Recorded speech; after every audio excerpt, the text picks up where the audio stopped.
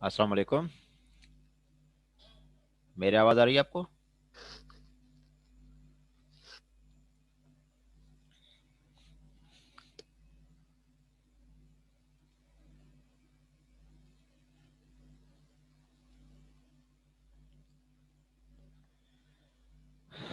जी। क्या हाल है आप लोगों के?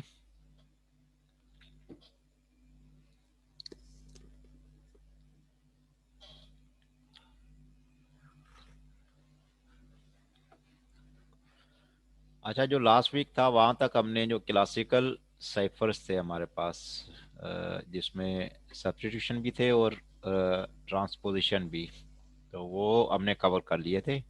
और उनकी असाइनमेंट भी मैंने आपको दे दी थी और होपफुली आप लोगों ने उसको सबमिट भी कर लिया होगा। रात तक मैंने देखा था, तकरीबन 11 बजे तक, उस टाइम तक तो काफ़ी स्टूडेंट्स ने सबमिट नहीं किया था। बहरहाल 12 बजे तक टाइम था, उसके बाद दोबारा देखा नहीं मैंने। लेकिन ये कि जो असाइनमेंट्स और क्विज़ेज हैं ये रिपीटेबल नहीं होते। तो जो स्टूडेंट्स सीरियस होकर सबमिट करेंगे तो वही कंसीडर होंगे मार्किंग के लिए, और जो करेंगे ही नहीं तो डेफिनेटली फिर उनके बारे में मैं कुछ नहीं कह सकता हूँ। ठीक है, तो अपना आप बेहतर जानते हैं। You may need to repeat this course. अगर आप वाकई फर्स्ट नहीं डालेंगे तो फिर तो ये मजबूरी है। तो बाकी जिन्होंने भिजवा दिया है तो अच्छी बात है। I will check in with in a couple of days इंशाल्लाह, तो रिजल्ट भी आपको मिल जाएगा। अच्छा, वो जो क्लासिकल साइफर्स थे वो बेसिकली फाउंडेशन थी मॉडर्न साइफर्स की। तो मॉडर्न साइफर्स में से भी जो हम देखेंगे वो ब्लॉक साइफर पे ज़्यादा फोकस करेंगे हम। ठीक है, क्योंकि इस कोर्स का जो ऑब्जेक्टिव है वो ब्लॉक साइफर्स ही है। तो मॉडर्न ब्लॉक साइफर्स अब क्या हो सकते हैं? ठीक है, जो इंक्रिप्शन का ऑब्जेक्टिव था क्लासिकली, आज उससे थोड़ा सा स्टेप्स हम ज़्यादा इसमें डाल देते हैं। पहले ये सीक्रेसी होता था या कॉन्फिडेंशियलिटी भी कहते थे इसे। ठीक है, कि जो डेटा एक सेंडर से रेसिपिएंट के पास जा रहा है उस डेटा को हाइड किया जाए एज फार एज पॉसिबल, जहाँ तक हो सके वो डेटा बीच में किसी के पास ओपन ना हो सके। तो ये एक ऑब्जेक्टिव होता था। लेकिन फिर हमने देखा कि जब इंटरनेट या नेटवर्क इन्वायरमेंट होता है तो बहुत सारे अटैक्स पॉसिबल होते हैं। तो वहाँ पर सबसे बड़ा मसला होता है अथेंटिकेशन को इंश्योर करना कि ये जो रेसिपिएंट है वो ओरिजिनल है या जो सेंडर है वो ओरिजिनल है। तो अथेंटिकेशन का प्रॉब्लम भी आ गया। तो ये जो मॉडर्न साइफर्स हैं ये बेसिक इन चीज़ों को हैंडल कर रहे होते हैं। ठीक है, तो जो आज हम देखेंगे वो होगा डेटा इंक्रिप्शन स्टैंडर्ड, डीएस। इसका सिंप्लीफाइड वर्जन पहले हम सॉल्व करेंगे। उसके बाद स्टैंडर्ड जो डेस है उसको हम देखेंगे। तो ये याद रखिएगा कि पेपर में दोनों ही चीज़ें आ जाती हैं। या तो सिंप्लीफाइड डेस से हम पेपर में क्वेश्चन दे देते हैं, या स्टैंडर्ड डेस जो है उसमें से हम दे देते हैं। तो दोनों ही को आपने इक्विवेलेंटली प्रिपेयर करना है। तो ब्लॉक और स्ट्रीम का आपको कॉन्सेप्ट होगा ही सही, क्योंकि अभी जो हमने सब्स्टिट्यूशन या ट्रांसपोज देखे हैं वो एक ब्लॉक साइफर्स की एक टाइप थी। कि पहले हमने वन बाय वन जो बिट होती थी, जैसा सीजर साइफर था, उसको हम यूज़ करते थे। उसके बाद फिर हमने देखा विजनर साइफर्स के अंदर भी वही रखा। फिर हमने जो रो ट्रांसपोज में भी हमारे पास, बल्कि हमने सबसे पहले प्ले फेयर को देख लिया था कि उसके अंदर हम बेसिकली जो बायोग्राफ्स होते हैं अ, उसको हम एनक्रिप्ट और डिक्रिप्ट कर रहे होते हैं। ठीक है, फिर हमने हिल साइफर का देख लिया कि उसमें 2x2 मैट्रिक्स से सिर्फ बायोग्राफ्स या डाइग्राफ्स हो सकते थे। फिर 3x3 मैट्रिक्स में देखा कि ट्राईग्राफ्स भी पॉसिबल हैं। फिर क्वाड ग्राफ्स भी हैं।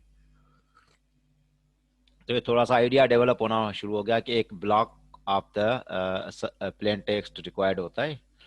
अ, दूसरी हमारे पास अप्रोच स्ट्रीम साइफर्स की होती है, जहाँ पर लाइव डेटा जनरेट हो रहा है, जिस तरह एक वीडियो स्ट्रीमिंग है, ऑडियो स्ट्रीमिंग है। ठीक है, तो इस तरीके से कंटिन्यूस सिग्नल डेटा आ रहा है आपके पास, किसी किसी सेंसर से डेटा जनरेट हो रहा है, उसको हम इनक्रिप्ट करना चाहते हैं। तो एक स्ट्रीम की फॉर्म में आ रहा होता है, तो वहां पर हम नॉर्मली ब्लॉक नहीं बना पाते, तो फिर स्ट्रीम साइफर्स को यूज करना पड़ता है। ठीक है, तो ये थोड़ी सी इसमें डिटेल है। अच्छा, नॉर्मली जो ब्लॉक साइफर है इसका कोई साइज फिक्स नहीं होता, जो एल्गोरिदम आप यूज कर रहे हैं उसकी स्पेसिफिकेशन होती है कि वो किस लेंथ का ब्लॉक यूज करेगा। ठीक है, तो इसको एज ए स्टैंडर्डाइज कह देना कि जी ब्लॉक साइफर हमेशा स्पेसिफिक साइज का ही ब्लॉक लेंगे, ऐसा नहीं होता। जो एल्गोरिदम हम यूज करेंगे it is majorly depend on the algorithm. जबकि स्ट्रीम साइफर्स में थोड़ा सा ये होता है कि या तो वो बिट स्ट्रीम होगा या बाइट स्ट्रीम होगा। ठीक है, बिट स्ट्रीम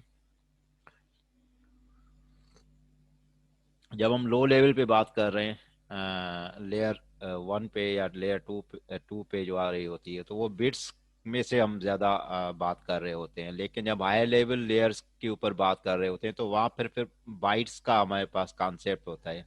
तो जहां पर भी हम इंक्रिप्शन यूज कर रहे हैं, या तो वो बिट स्ट्रीम्स की बात कर रहा होगा या बाइट स्ट्रीम की बात कर रहा होगा। आपको पता ही है कि bit is a single unit, और जो बाइट है वो कलेक्शन ऑफ 8 बिट्स को हम बाइट कहते हैं। ठीक है, तो अब ये सिंपल सा ओवरव्यू है हमारे इसका स्ट्रीम साइफर का। अगर हम बात करें तो हमारे पास की जो है स्ट्रीम की फॉर्मेट में आ रही है। इसमें आप इसको एज बिट फॉर्मेट भी समझ सकते हैं या बाइट फॉर्मेट भी समझ सकते हैं। ठीक है, अब फिलहाल जो भी है यहाँ पर बिट फॉर्मेट की एग्जांपल दी हुई है। तो आपके पास बिट्स जो आपके पास प्लेन टेक्स्ट की आएंगी, तो वो हमारे पास बिट बाय बिट डेटा आ रहा है। तो इसी तरीके से हर बिट के लिए यूनिक एक की यहाँ से वो जनरेट करके देगा। ठीक है, यूनिक की हर बिट के लिए जनरेट होगी। और उसके बाद ये दोनों ही चीजें, जिस तरह हमने नॉर्मल एल्गोरिदम में देखा है कि एन्क्रिप्शन के लिए हमारे पास प्लेन टेक्स्ट और जो की होती है वो पैरामीटर्स होते हैं हमारे एन्क्रिप्शन एल्गोरिदम के, और वही काम यहाँ पर हो रहा है कि एक प्लेन टेक्स्ट भी दे रहे हैं और की भी दे रहे हैं।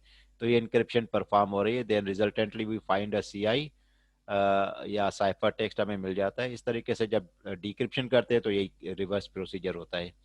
जबकि ब्लॉक साइफर्स में हमने क्या देखा था कि एक फिक्स लेंथ का एक ब्लॉक होता है according to the encryption algorithm. जो भी एल्गोरिदम यूज करेंगे उसके रिक्वायर्ड एक ब्लॉक उठाना पड़ेगा। तो अब हमारे पास क्या होता है कि यहाँ पर एक फिक्स साइज का एक प्लेन टेक्स्ट उठा लिया, और की हम रिपीट नहीं कर रहे अभी। यहाँ पर देखें की, सॉरी, की बार बार चेंज नहीं हो रही थी यहाँ पर। तो यहाँ पर तो कंटिन्यूअसली हर बिट के लिए हम चेंज कर रहे थे, और यहाँ पर हमें पता है कि सिमेट्रिक एन्क्रिप्शन में की हमने कांस्टेंट रखनी होती है, और वही की हम रेसिपिएंट को भी प्रोवाइड कर रहे होते हैं। तो इसमें की कांस्टेंट है। प्लेन टेक्स्ट का जो साइज है वो भी फिक्स हमने उठा लिया। Then we applied encryption algorithm. उसके बाद उसी साइज का, जिस साइज का हमारे पास प्लेन टेक्स्ट था, उसी साइज का हमने साइफर टेक्स्ट भी जनरेट कर लिया। Then that cipher text is send to our recipient. उसने उसी एल्गोरिदम को रिवर्स किया, then recover the plain text. तो ये दोनों जो अप्रोचेज है उसमें ये तरीकेकार हम फॉलो कर रहे होते हैं। ठीक है, और ये नॉर्मली रैंडम ऑटोमेटिकल एक जो की जनरेटर होता है वो हमें ये जनरेट करके दे रहा होता है। रैंडम का मतलब प्योर रैंडम नहीं होता, सेडो रैंडम होता है। हम उसमें सीड प्रोवाइड कर देते हैं, एक सीड होती है, तो उसके बाद फिर जो भी वैल्यू जनरेट होंगी वो रिप्रोड्यूसेबल होती है। इसका मतलब है कि जो यहाँ पर होगा, जो रेसिपिएंट,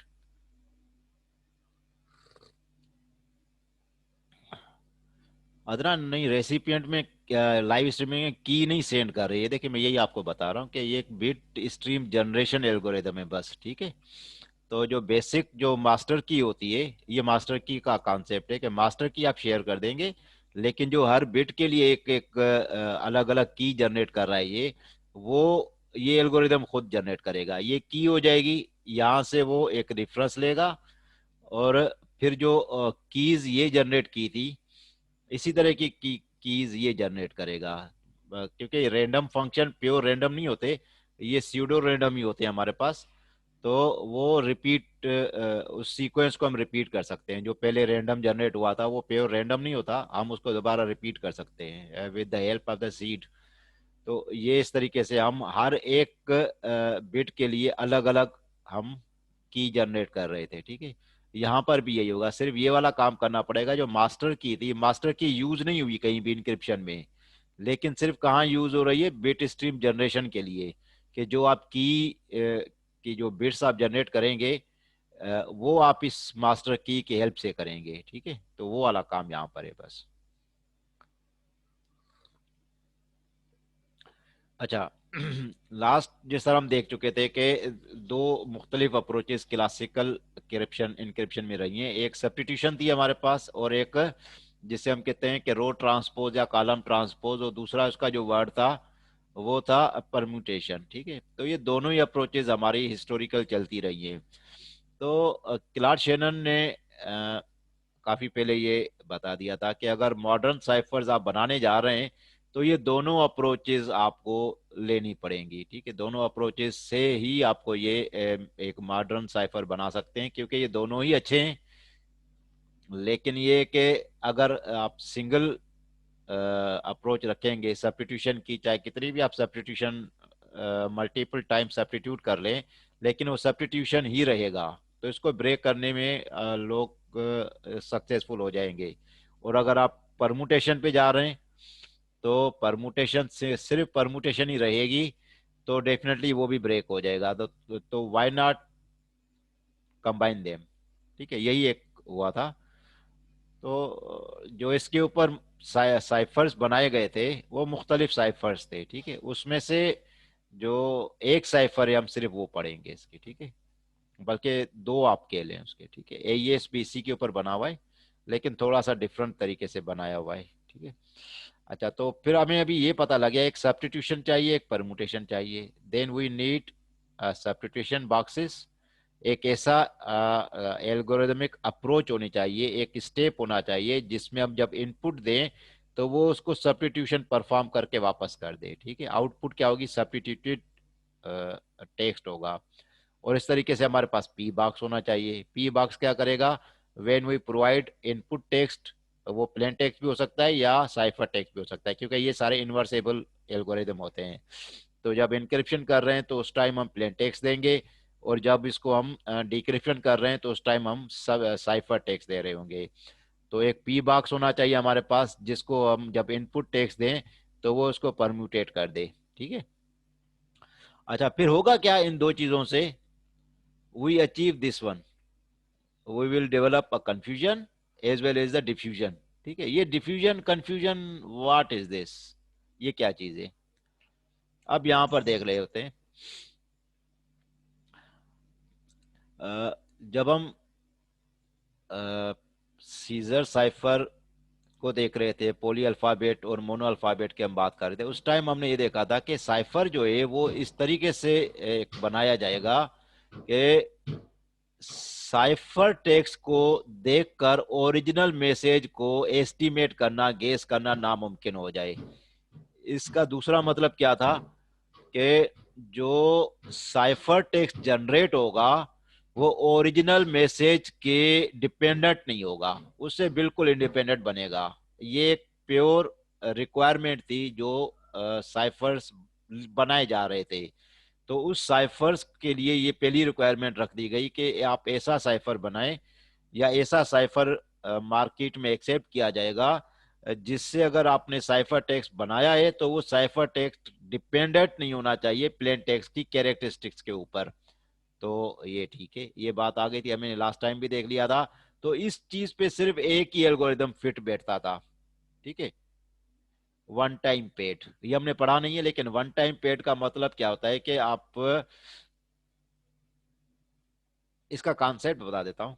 इसमें होता क्या है कि आपके पास जो प्लेन टेक्स्ट होता है उसके लिए जो की आप जनरेट करते हैं वो यूनिक की होती है। यूनिक का मतलब क्या होता है कि ना वो वाली की पहले कभी इस्तेमाल हुई थी, फॉर एग्जांपल आप 2020 में आप वन टाइम पेड को यूज कर रहे हैं और उससे पहले भी आप कुछ टाइम तक चलाते रहे वन टाइम पेड को, तो जो आप 2020 में की यूज करेंगे या 2021 में, वो की पहले कभी भी यूज नहीं हुई हो, ठीक है। इसका मतलब है कि वो की किसी के पास भी नहीं होगी, कभी भी नहीं होगी, क्योंकि वो फर्स्ट टाइम जनरेट हो रही है। और दूसरी और मुश्किल कंडीशन कि ये की आइंदा भी कभी इस्तेमाल नहीं होगी, ठीक है।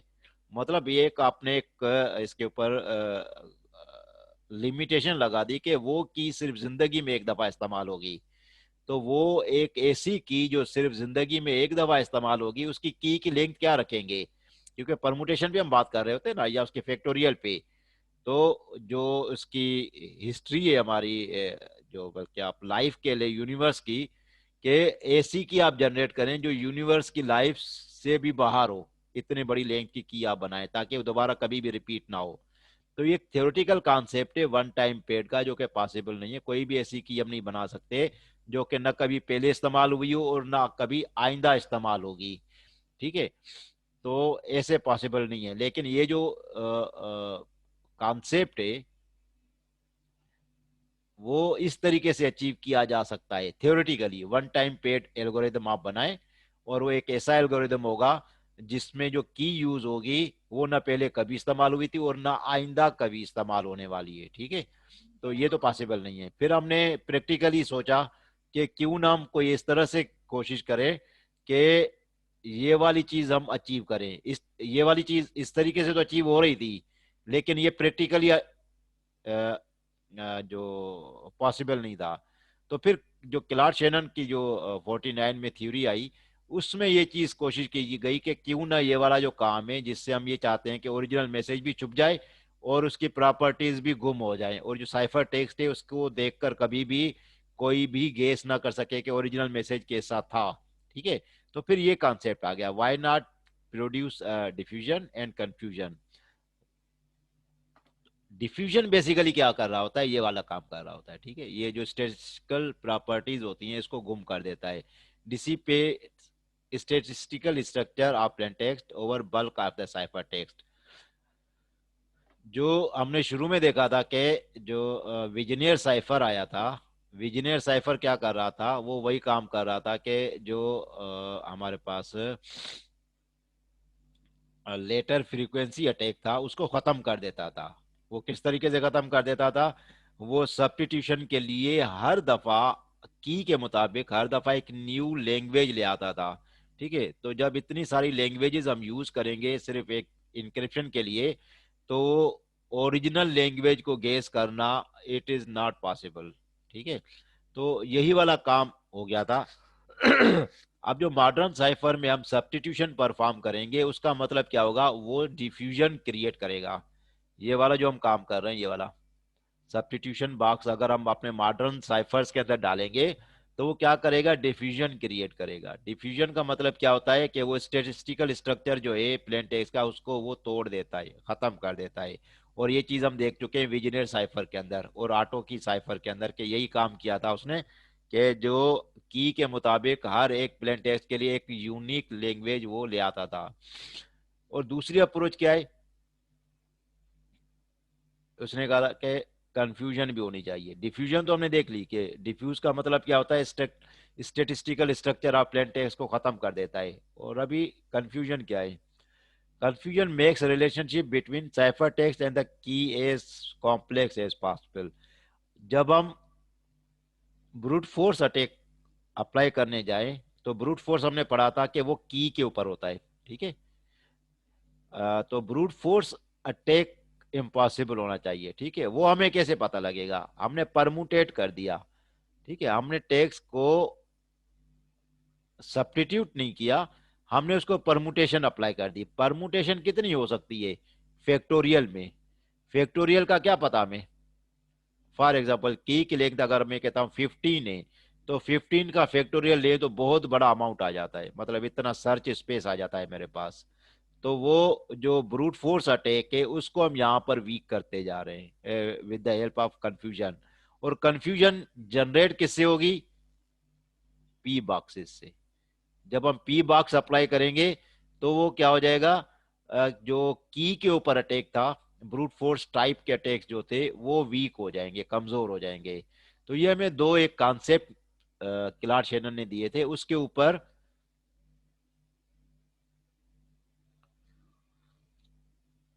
ये अदरान, ये दोनों काम जो है ना, कंफ्यूजन और डिफ्यूजन, ये इंक्रिप्शन में भी होंगे और डिक्रिप्शन में भी। इंक्रिप्शन का मतलब क्या है कि जो आपने इंक्रिप्शन कर दिए, अब जब डिक्रिप्शन होगा तो वो भी इन्हीं फेजेस में से गुजर के वापस आएगा आपके पास। ठीक है, हम देखते हैं अभी एक एल्गोरिदम को आज, फिर अब सब चीज मजीद मजीद क्लियर हो जाएगी इंशाल्लाह। तो अब डिफ्यूजन याद रखेगा कि जो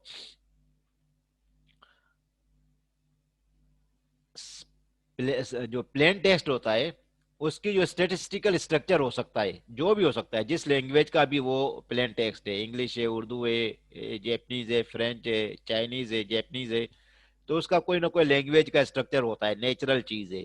ठीक है, तो डिफ्यूजन उसको क्या कर देगा, खत्म कर देगा। और जो की को गेस किया जा सकता था with the help of different approaches like brute force और द रेनबो टेबल्स या जो और अप्रोचेस हैं, उससे जब की को गेस करने की कोशिश की जाएगी तो उस चीज को भी खत्म कर दिया गया with the help of the confusion. तो ये दो एक कॉन्सेप्ट थे जो कि हमारे मॉडर्न साइफर्स के अंदर होने चाहिए। ठीक है, ये एक रिकमेंडेशन थी। अब इसके अंदर देखते हैं कि हमारे पास कौन सा ऐसा एल्गोरिदम है जो ये दोनों चीजें अप्लाई करवा रहा है। ठीक है, तो हास फिएस्टल ये एक एम्प्लॉय थे आईबीएम के। आईबीएम शुरू में जो मेन फ्रेम कंप्यूटर्स मार्केट में आए थे, उस टाइम जो सबसे ज्यादा बेनिफिशियरी था कंप्यूटर हार्डवेयर के पर्सपेक्टिव में, वो आईबीएम कंपनी थी। तो हास फिएस्टल जो था ये सॉरी, ये एम्प्लॉय था आईबीएम का। तो उसने क्लार्क शेनन की जो थ्योरी थी उसके मुताबिक अपना एक साइफर पेश किया। ठीक है, इस साइफर को थोड़ा सा चेंज कर कर फिर हमने जो डीए से ये लॉन्च किया गया। ठीक है, लेकिन ये बेसिकली जो कॉन्सेप्ट है ये फिएस्टल आरिस्ट का, आरिस्ट फिएस्टल का ही है। ठीक है, अब ये क्या कह रहा है। अच्छा, सबसे पहले जो इसने अपना साइफर का डिजाइन पेश किया वो किसके ऊपर था कि इन्वर्टेबल होगा। इन्वर्टेबल का मतलब है कि जिस एल्गोरिदम से आप इंक्रिप्शन करेंगे उसी एल्गोरिदम से डिक्रिप्शन होगी। ठीक है, अलग से कोई भी इंक्रिप्शन डिक्रिप्शन नहीं लिखी जाएगी। ठीक है, सबसे पहले तो इन्वर्टेबल होगा।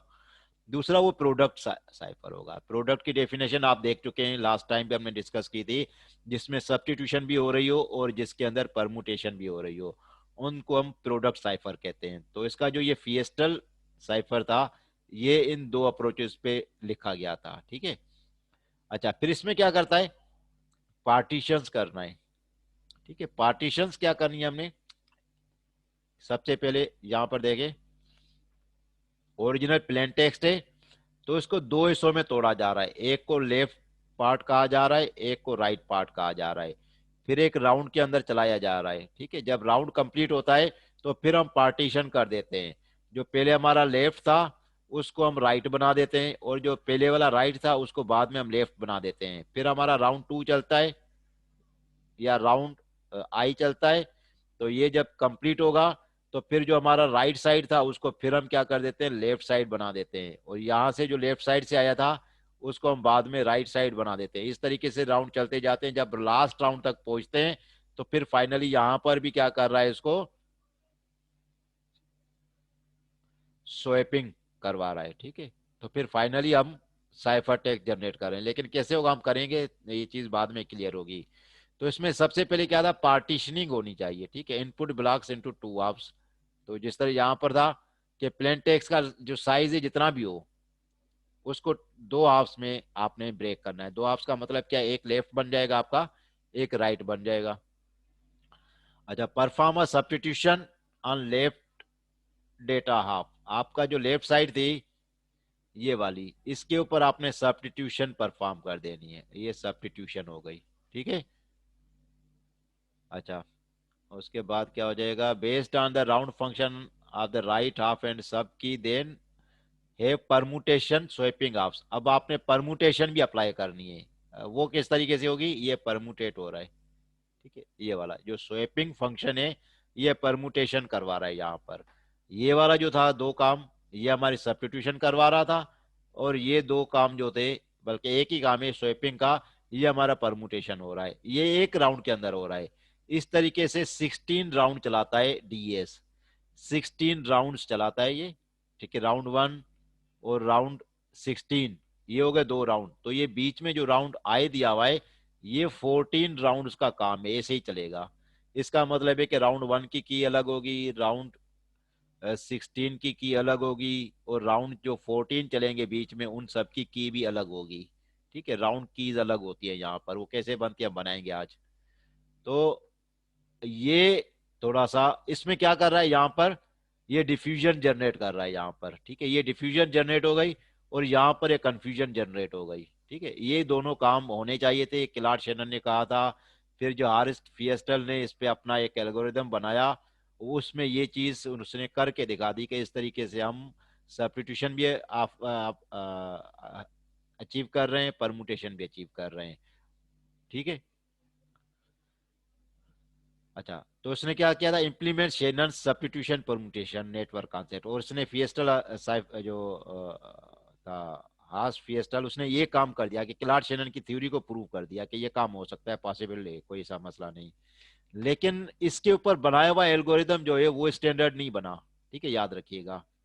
ये एक एक कॉन्सेप्ट था जो कि फिएस्टल ने दिया था। 1970s में एनआईएसटी जो है, national institute of standards and technology, US का जो है, या उसको हम कहते हैं institute national bureau of standards, NBS पुराना नाम ये था। उसने 1970s में एक रिक्वेस्ट लॉन्च की कि हमने एक एल्गोरिदम बनाना है स्टैंडर्ड, तो आप अपने अपनी प्रपोजल्स दे दें। ठीक है, तो ये भी प्रपोजल आया था, और ये बना हुआ था किसके ऊपर, इस अप्रोच के ऊपर बनाया हुआ था, फिएस्टल के ऊपर बनाया हुआ था। ठीक है, इसका नाम ये था डेटा इंक्रिप्शन स्टैंडर्ड। इसके ऊपर बहुत सारी बहस हुई, बहुत सारे इसके ऊपर ट्रायल्स हुए, बहुत सारे इसके ऊपर अटैक्स किए गए। सब कुछ होने के बाद फाइनली 1997 में जो निस्ट या एनबीएस उस जमाने में होता था, उसने डीएस को स्टैंडर्ड बना दिया। 1970s में इन्होंने रिक्वेस्ट मांगी थी, याद रखे, 7 साल पहले, 1973 तक ये डीएस का डिजाइन उनको दे दिया गया। तो फिर तकरीबन 3 से 3.5 साल तक ये निस्ट उसके ऊपर ट्रायल करता रहा कि इस एल्गोरिदम को ब्रेक तो नहीं किया जा सकता। उस जमाने में जब रिसोर्सेज बहुत हमारे पास लिमिटेड थे, उस वक्त ये डिसाइड किया गया कि इसको तोड़ा नहीं जा सकता। लेकिन फाइनली, यहाँ पर एक और चीज मैं बता देता हूँ, 1997 में इसको तोड़ दिया गया। इंटरनेट जब आ गया था 1990 में, तो हमारे पास कंप्यूटिंग पावर बढ़ गई थी। तो 1997 में पहला अटैक इसके ऊपर हुआ, जो कि कुछ महीनों तक कंटिन्यूस चलाया गया क्योंकि रिसोर्सेज कम थे। फिर 1998 में इसके ऊपर हार्डवेयर बना दिया इसके लिए। मैंने जैसा पहले ही बताया था कि मिलियंस ऑफ द डॉलर खर्च करके इन्होंने एक सिस्टम बनाया था, तो वो फ्यू डेज के अंदर अंदर इसको खत्म कर दिया गया। तो ये 98 में ही हो गया था, और 99 में सिर्फ और सिर्फ 22 आवर्स लगे, और पूरे का पूरा की सर्च स्पेस खत्म कर दिया गया इसका। हालांकि की अच्छी खासी इसकी है, देखें, 2 पावर 56, इसका अगर आप देखें तो 7.2 × 10⁻16 वैल्यूज बनती है, बहुत बड़ी वैल्यू है। लेकिन आज कंप्यूटेशनल पावर बहुत ज्यादा है हमारे पास, तो ये कुछ भी नहीं है। तो ये उस जमाने 99 में ये 22 आवर्स के अंदर ब्रेक हो चुका था। तो आज आप सोचें, जब 21 में जब आपके पास ग्रिड कंप्यूटिंग आ चुकी है, तो ये तो चंद मिनटों में आपका ये डीएस उड़ा दिया जाएगा। लेकिन आप सोचे कि 1977 में रिसोर्सेज नहीं थे। ठीक है, तो उस वक्त अगर निस्ट ने इसको स्टैंडर्ड बनाया था, तो वाकई ये चीज उस जमाने में सिक्योर थी। ठीक है, तो ये एक छोटा सा इंट्रोडक्शन था। काम कैसे करता है हम इस पे भी थोड़ी देर में देख लेते हैं। कोई क्वेश्चन हो तो पहले पूछ लें।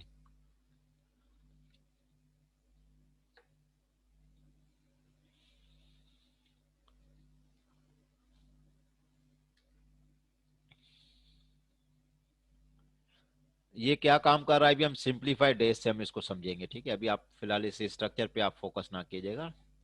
अच्छा, इसमें कुछ जो चीज हमें पता लग रही होती है, जब फिएस्टल साइफर का जो डिजाइन प्रिंसिपल सामने आए तो उसमें हमें ये चीज इस्टेब्लिश करने की जरूरत हुई कि ब्लॉक साइज डिसाइड करना है हमने, ठीक है। क्योंकि इसके अंदर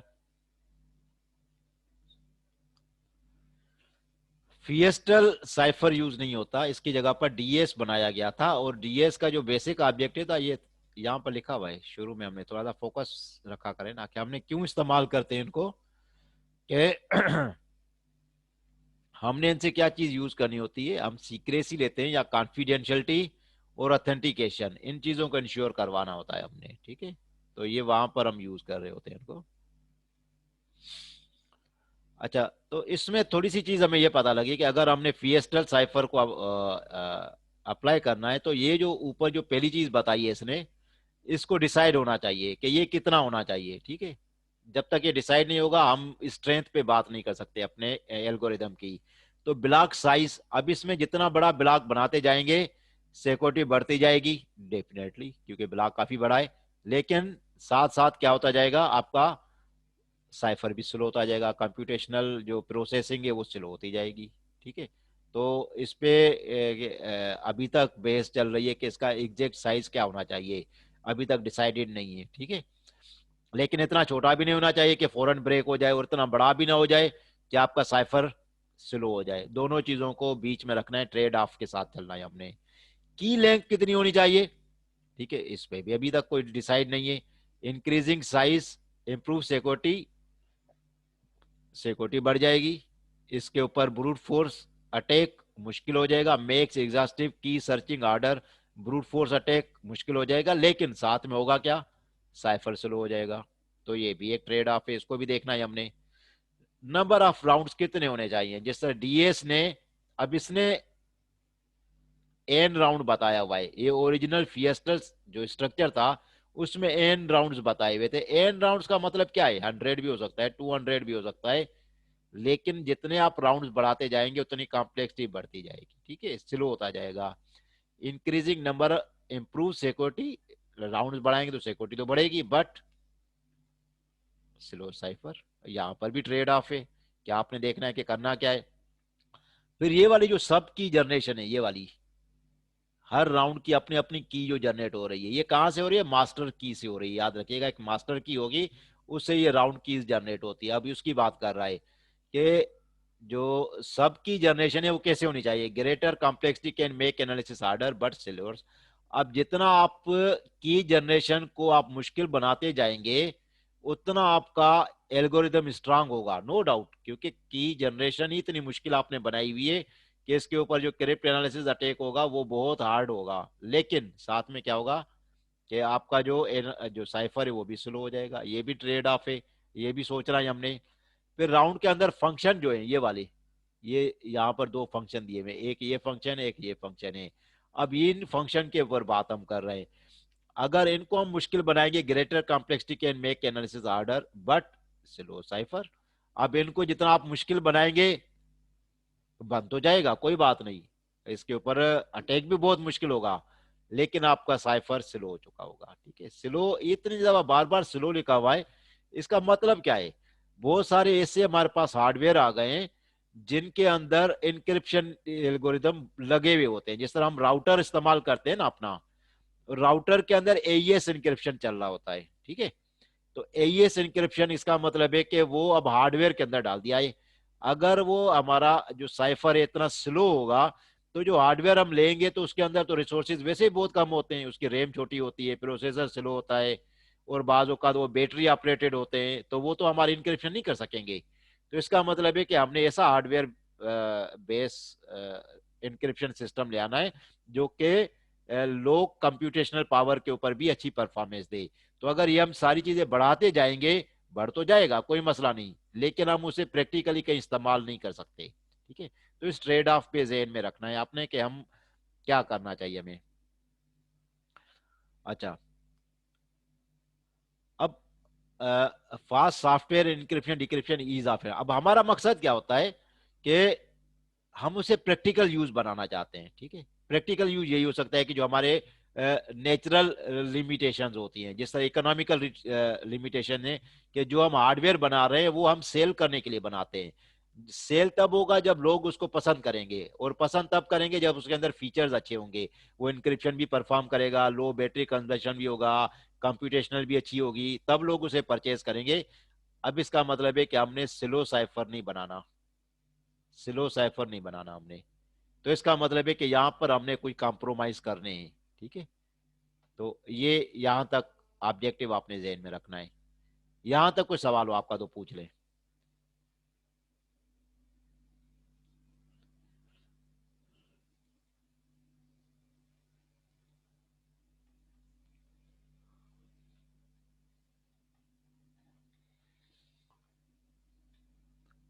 कोई सवाल नहीं है? चले, ओके।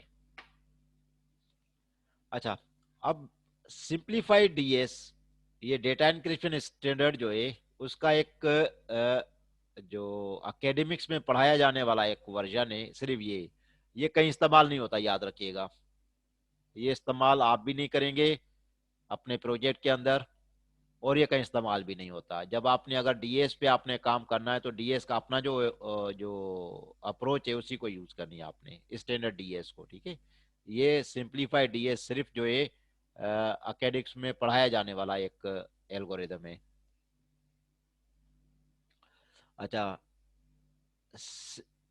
इसके जो प्रॉपर्टीज है वो स्टैंडर्ड डीएस वाली ही है, ठीक है, लेकिन बहुत छोटे लेवल पे है।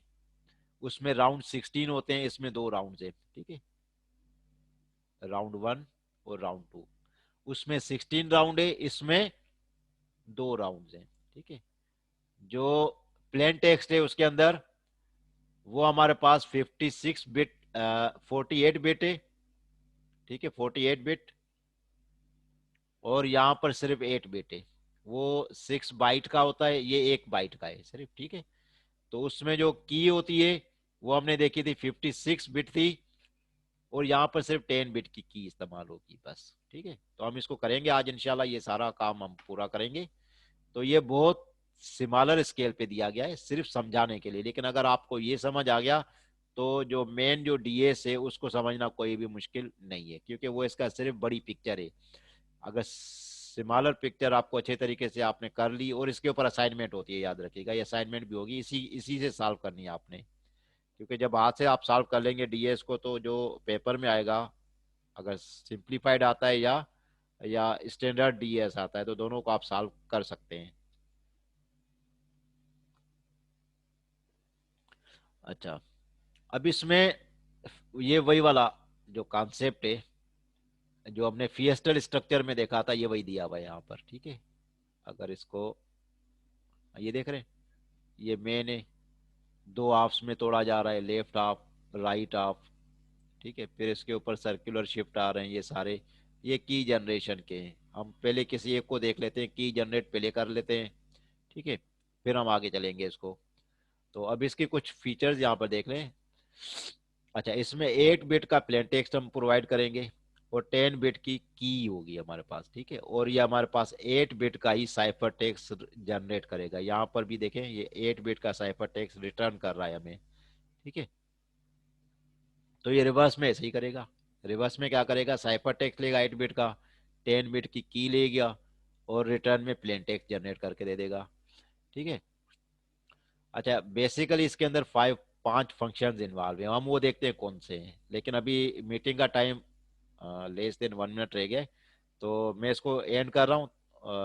जाना नहीं आपने, ताकि हम इसको सिंप्लीफाइड डेज को कंप्लीट करें अभी।